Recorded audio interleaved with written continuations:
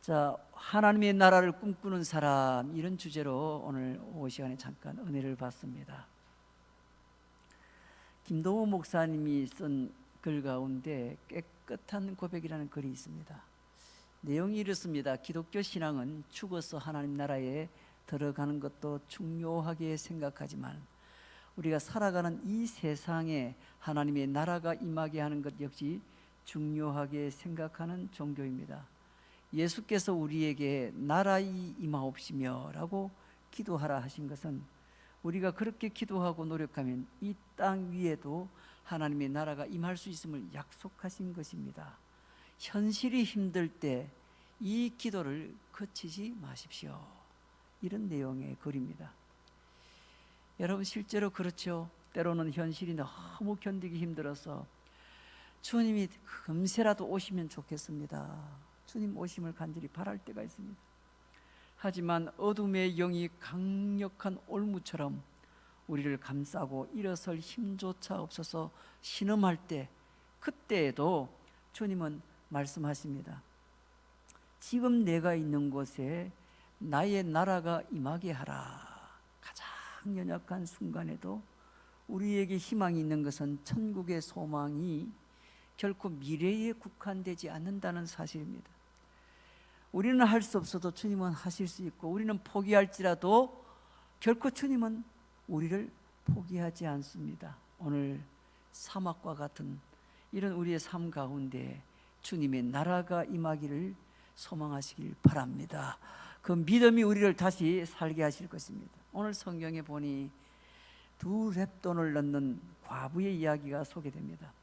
자신의 소유를 헌금함에 넣을 만큼 이 여인은 하나님의 나라를 무척이나 사모하였습니다. 그만큼 다윗도 그리스도를 사모하여 그리스도를 통하여 자신을 위협하는 세상의 세력들로부터 보호받는 것을 사모했습니다. 그와는 반대로 서기관들은 세상의 권력을 가지고 있는 사람들로서 하나님 나라에 대한 사모함이 매우 적었던 사람들이었습니다. 왜냐하면 그들에게는 하나님의 나라의 가치보다 자기들이 가지고 있는 재물의 가치가 더 있었다, 그렇게 여기는 사람들이기 때문에 그렇습니다. 여러분, 우리는 하나님 나라의 가치를 알고 있는 사람들입니다. 세상의 권력과도 비교가 되지 않을 만큼 큰 가치이죠. 우리는 겸손함과 헌신함으로 세상과는 다른 하나님 나라의 가치를 소유하는 그런 사람이 되어야 되겠습니다. 여러분, 세상에는 두 종류의 사람들이 있습니다. 이 세상에 많은 사람들이 사는 것 같아도 실제로는 두 부류의 사람으로 나누어집니다. 한 부류는 자세는 높이고 가치는 낮게 가지는 사람들이 있습니다. 자세는 높이고 가치는 낮게 가지는 사람. 이들은 다른 사람들 앞에서 머리를 치켜들고 거드름을 피우고 교만하지만은 실제적으로 그런 사람은 아무 가치도 없는 사람들입니다. 그런 사람들은 오직 정함이 없는 세상적인 삶에 목적을 두고 사는 사람들입니다. 이 세상이 사라질 때 그들의 모든 것이 함께 사라지고 말 것입니다. 이런 사람들과는 정반대로 살아가는 또 한 부류의 사람이 있는데, 이 사람들은 이 세상에서의 자세는 낮지만은 가치가 매우 높은 사람들입니다. 이 사람들은 사람들 앞에 스스로 자신을 낮춥니다. 다시 말하면 사람들의 인정이나 사람들의 칭찬을 구하지 않습니다. 그러나 이런 사람들은 하나님 나라의 가치를 실현하면서 그 원칙을 이루며 살아가는 사람들입니다. 하나님이 인정하시는 정말 가치 있는 사람들은 바로 이런 사람들이죠. 그러므로 오늘 우리는 몇 가지 중요한 원리를 확인해야 되겠습니다. 자, 내가 어디에 속한 사람인가? 도대체 무엇을 보고 살아가는 사람들인가? 스스로 한번 점검을 해보시면 되겠습니다. 첫째는 자세는 높게 가치는 낮게 갖고 살아가는 사람들이 있습니다. 예수님이 이 땅에 오셨을 때 언제나 예수님께 와서 예수님과 충돌했던 사람들이 있죠. 여러분이 잘 알다시피 대제사장과 서기관들, 사두개인들, 바리새인들, 이 사람들은 당시에 사실은 그 사회 부류의 지도자에 있는 사람들이고 기득권층에 있는 사람들입니다. 이런 사람들은 언제나 예수님과 자꾸 부딪혔어요. 자기의 입지를 굳히기 위해서 참 진리를 거부한 거죠. 예수님이 메시아라는 분명한 증거가 속속히 드러나고 있음에도 불구하고 이들 종교 지도자들은 어떻게 하면 예수님이 메시아라는 이 증거를 막을 것인가, 그거 모의하고 연구했습니다. 예수님이 말씀하신 대로 그들은 성경에서 영생을 얻을 줄로 생각하고 성경을 연구했습니다. 그런데 성경의 핵심, 성경의 결론이 뭡니까? 바로 메시아 대신 예수님이 오실 것이라는 겁니다. 그렇게 해서 그들은 대대로 메시아를 기다리고 또 평생 메시아를 기다렸습니다. 그런데 예수님의 행적을 볼 때 예수님이 메시아라는 표적이 점점 뚜렷해집니다. 그들이 보기에도 정말 예수님이 메시아가 분명한 것 같았습니다. 왜?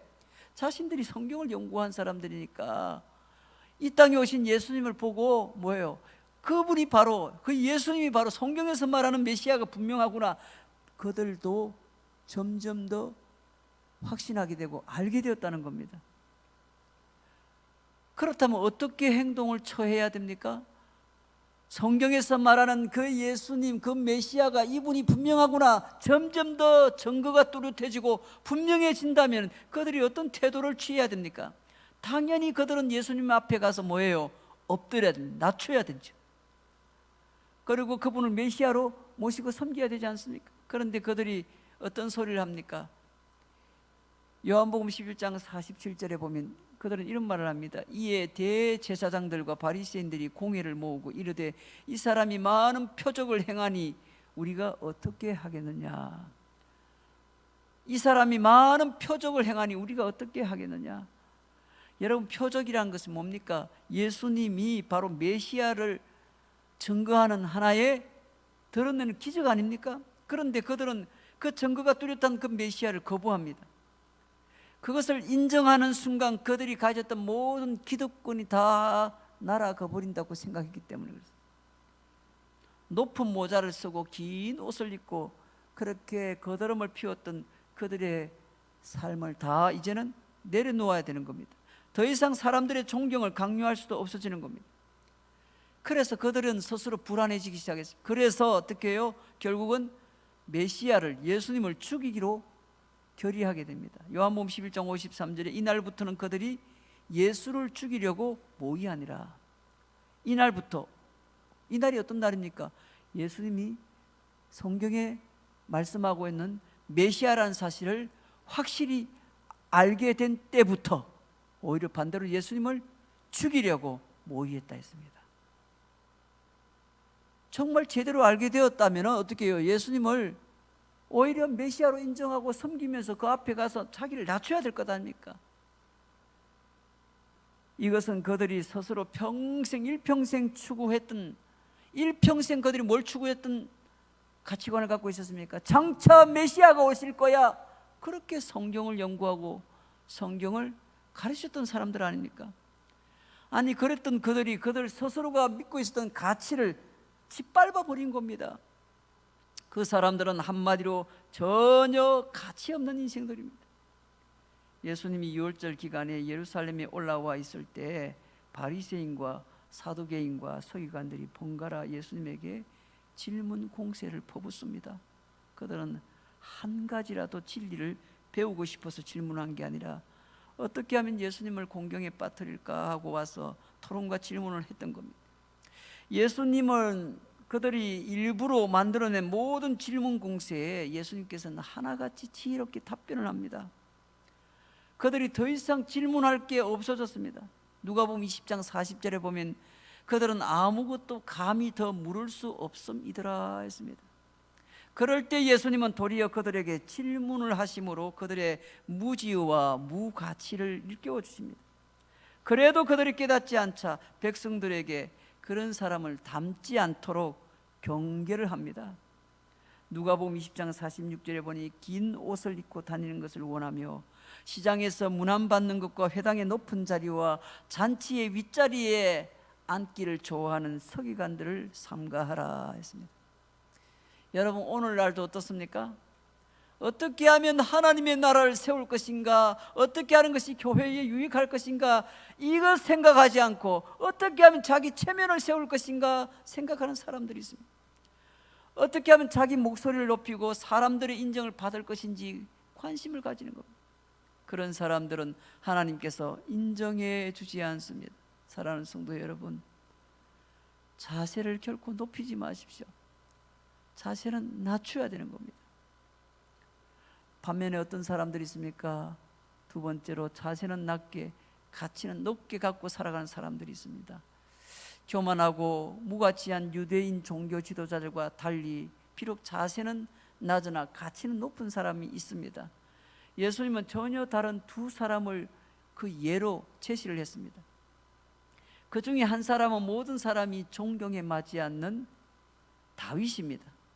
예수님은 다윗의 시편을 인용해서 다윗은 메시아를 주님이라고 불렀는데 너희들은 어찌 메시아를 다윗의 후손이라고 하느냐라고 물으시자 그들은 묵묵부답이었습니다.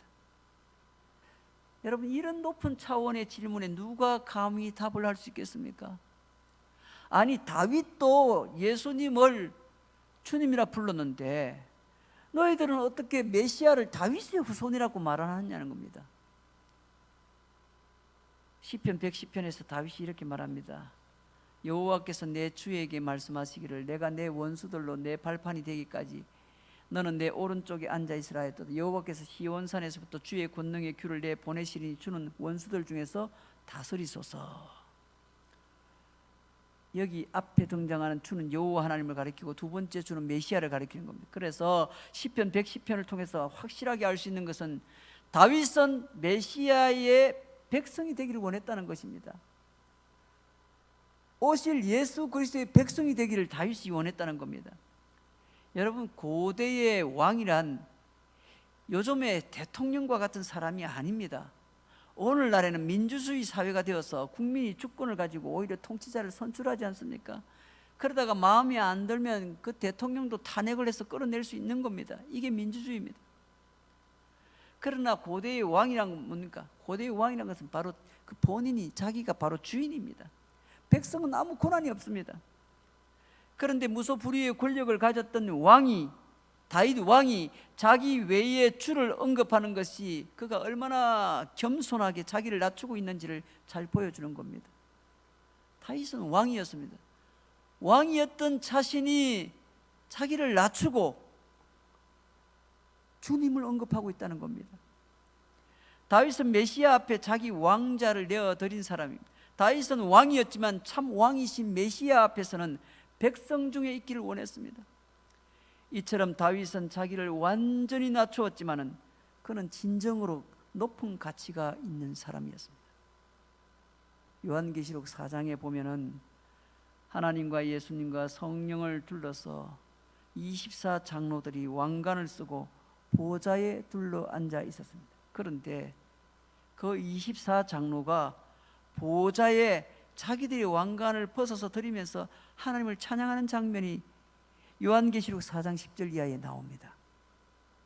24장로들이 보좌에 앉으신 이 앞에 엎드려 세세토록 살아계신 이에게 경배하고 자기의 왕관, 자기의 관을 보좌 앞에 드리며 이르되 우리 주 하나님이여 영광과 존귀와 권능을 받으시는 것이 합당하오니 주께서 만물을 지으신지라 만물이 주의 뜻대로 있었고 또 지으심을 받았나이다. 여러분, 이 요한계시록에 24장로들이 보좌 앞에 자신의 왕관을 내어드린 이 장면은 아주 잘 보여주는 겁니다. 우리가 하나님의 나라의 백성으로서 왕 되신 예수 그리스도께 어떤 자세를 취하면서 살아야 될지를 아주 잘 보여주고 있는 겁니다. 다윗은 바로 그런 사람이었습니다. 비록 자신이 왕이었지만은 메시아 앞에서는 그 왕관을 벗어야 했습니다. 여러분은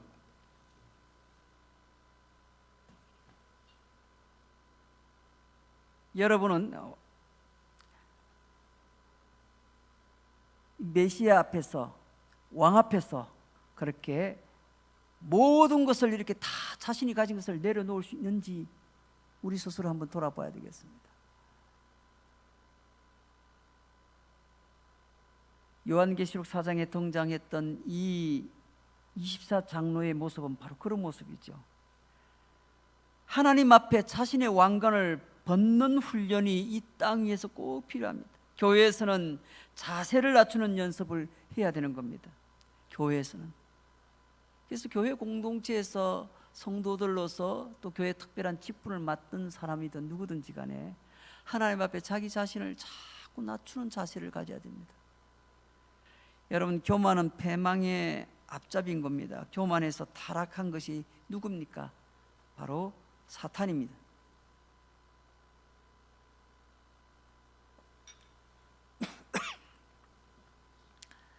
사람이 교만하면은 하나님의 백성이 아니라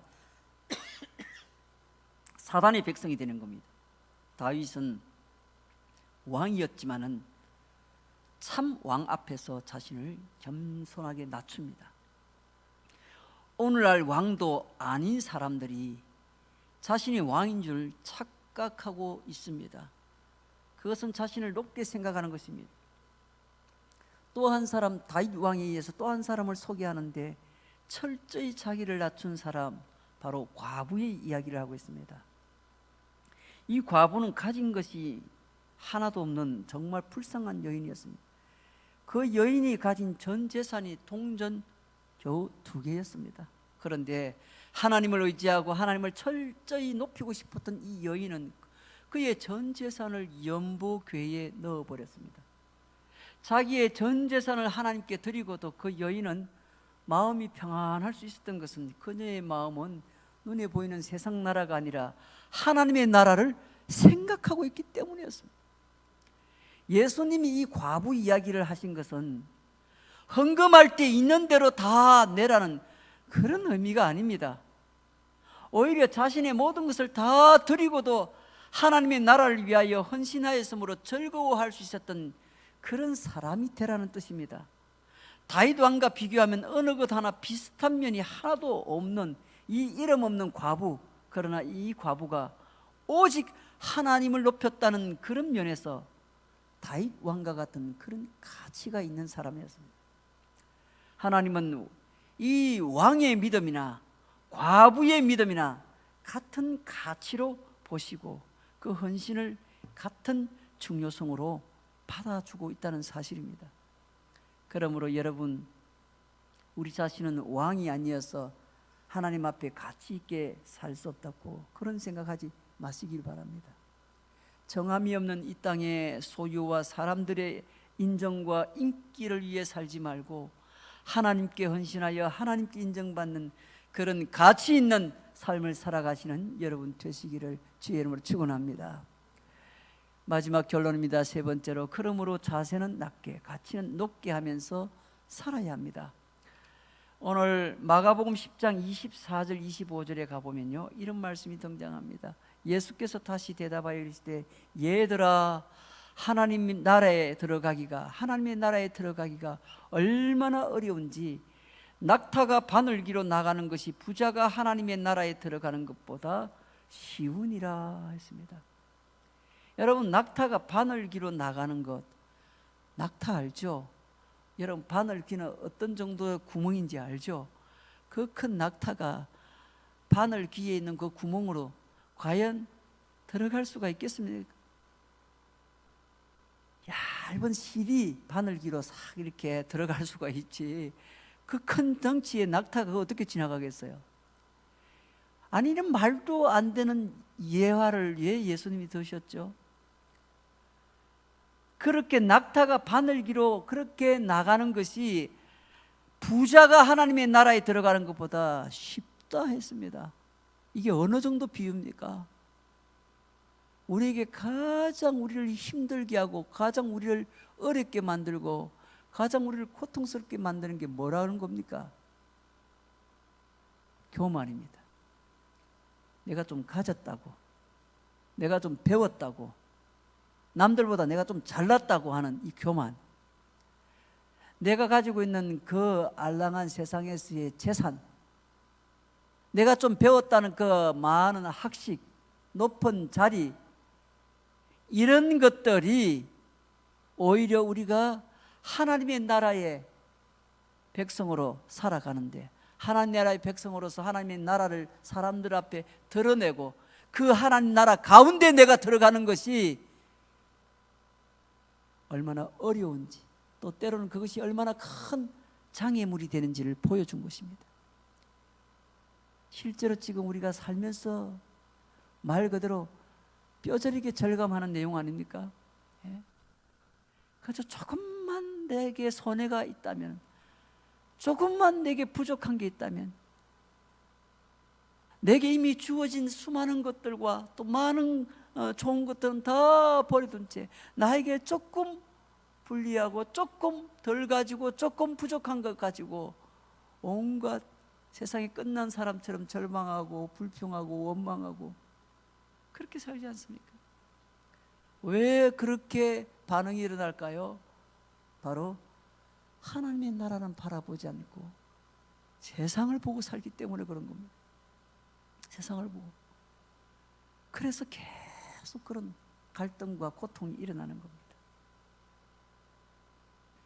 여러분, 성도의 삶은 하나님의 나라를 꿈꾸며 살아가는 사람입니다. 그것이 가치 있는 삶입니다. 하나님의 나라를 목표로 사는 사람은 이 땅에서 자세를 낮추는 겁니다. 성도가 자세를 낮추어야 하나님의 나라에 도달할 수가 있는 것입니다. 자세를 낮추는 것이라는 것은 겸손이라는 의미입니다. 자세를 낮추는 것 또한 겸손이란 마치 산에 오르는 것과 같습니다. 여러분, 산에 올라가 보셨죠? 산에 오르는 사람은 반드시 허리를 앞으로 숙여야 합니다. 허리를 펴거나 뒤로 제치면은 산에 오를 수 없습니다. 산으로 올라가려면 허리를 앞으로 숙이고 자세를 낮춰야 되는 겁니다. 만약에 허리를 뒤로 제끼고 그렇게 자세를 취하면은 산에서 올라가다 뒤로 넘어져서 뒹굴게 됩니다. 반면에 허리를 숙이고 한 걸음 한 걸음 그저 앞만 보면서 나아가면 그 사람의 자세는 비록 낮지만은 그의 위치는 산 꼭대기에 도달해서 가장 높은 가치를 가진 사람이 될 것입니다. 이것이 하나님의 나라를 추구하며 살아가는 사람의 모습이고 자세입니다. 사랑하는 성도 여러분, 누구나 다 한평생 살다가 하나님 부르시면 다 서게 되어 있습니다. 너무 여러분 세상에 속했다고 해서 세상에서 인정받고 사람에게 인정받고 또 세상에서 내가 원하는 대로 내가 고집하는 대로 내가 하고 싶은 대로 그저 살아가겠다고 그렇게 아둥바둥 거리지 마시고 하나님께 인정받고 살아가기를 소망하시기를 주의 이름으로 축원합니다. 하나님의 나라에 보화를 보물을 쌓아놓는 그런 믿음의 삶을 살아가시길 바랍니다. 하나님의 은혜와 평강이 자세를 낮추고 겸손하게 만들어 주실 것입니다. 사랑하는 성도 여러분, 오늘 이 땅에 살아가는 날 동안에 요즘 한치 앞을 내다보지 못할 만큼 살아가는 현실은 그렇게 녹록지 않습니다. 우리의 일터, 우리의 사업장, 우리의 자녀들의 문제, 건강의 문제, 현실에서 부딪히면서 느껴지는 현실적인 그 체감은 어떻습니까? 그래 간단하지 않습니다. 그럼에도 불구하고 우리가 이 세상을 살아가는 우리의 시선은 하나님의 나라에 가 있어야 됩니다. 그래야만 세상을 이길 수가 있습니다. 그래야만 이 세상에서도 하나님의 나라를 이루며 살아갈 수가 있습니다.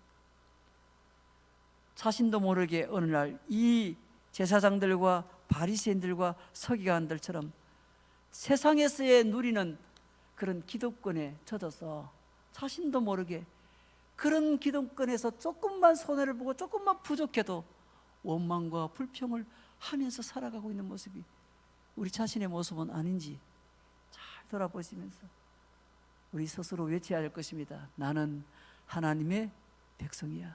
나는 하나님의 자녀야. 나의 나라는 세상의 나라가 아니라 하나님의 나라야.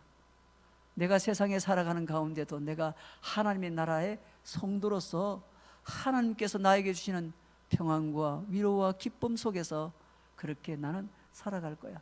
나는 그것으로 가장 행복한 사람이야. 그렇게 스스로 외치면서 여러분의 시선이 결코 세상에 머물지 마시고 눈을 들어 하나님 보여주시는 그 하나님의 나라에 여러분이 초점을 맞추고 살아가셨어. 오늘도 하나님의 나라를 꿈꾸는 사람으로서 승리하며 살아가시는 우리 모두가 되기를 주의 이름으로 축원합니다.